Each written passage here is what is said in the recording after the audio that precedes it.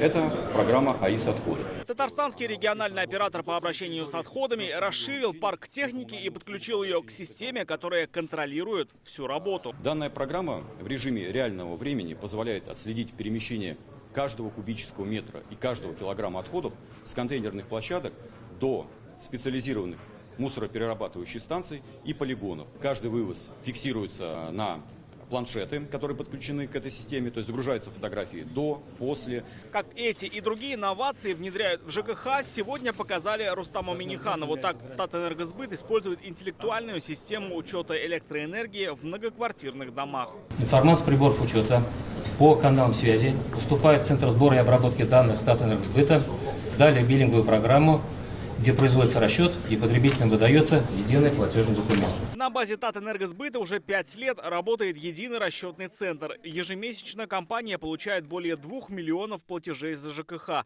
Все средства автоматически перечисляются поставщикам услуг. Как отметил Рустам Миниханов, это решение себя оправдало. В республике уровень собираемости превышает 99, прошлый год 99,2%.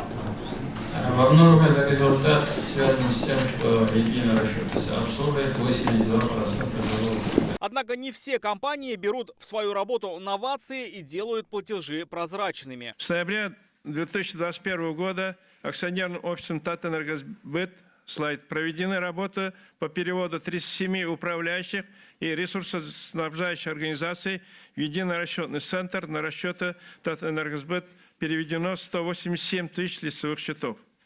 Однако не во всех районах это поручение исполнено. 7 районов Республики Татарстан на сегодняшний день остаются неподключенными к инфраструктуре Татэнергосбыта. Несмотря на ваше поручение и проведенную работу, не перешли на расчеты 13 компаний. Предлагаем данным предприятиям вести работу более конструктивно и открыто. Рустам Миниханов поручил активизировать подключение к автоматизированной системе платежей. Просьба эти вопросы взять работу, особенно по включению вот этих управляющих компаний, которые избегают любыми путями включения.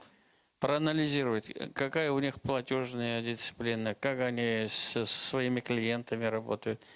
Жилищная инспекция должна полностью каждого из них проверить. Надо договориться с прокуратурой, а потом мы подумаем, как двигаться дальше. Принято решение создать в Казани проектный офис, который должен стать обучающим центром в сфере цифровизации для сотрудников муниципалитетов. Также на встрече отметили необходимость развития технологий в генетике. Это поможет в лечении тяжелых заболеваний. В Татарстане 2024 год объявлен годом научно-технологического развития. В России десятилетие науки и технологий. Рустам Миниханов поручил вузам и предприятиям активно включиться в работу для обеспечения технологического суверенитета.